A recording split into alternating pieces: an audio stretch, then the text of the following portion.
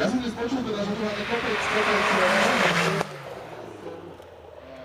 mám pri sebe Maroša Čabáka, jedného z tých hlavných organizátorov a ľudí, ktorí stoja za Autoslalomom.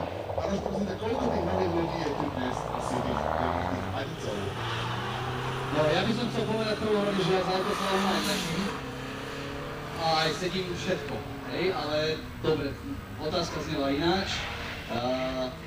Keď sme sa pozerali na tú štartovú listinu, ktorá bola najmä, tak tam bolo odhadujem asi 15 panicov, ale žiaľ Bohu vzhľadom na to, že teda z celkového počtu 110 možných a 110 zaregistrovaných je tu dnes 91 ľudí, tak ja odhadujem, že teda tých panicov tu môže byť celkové 9 a 15. To nie je, teda plný počet tých 15, ale v zásade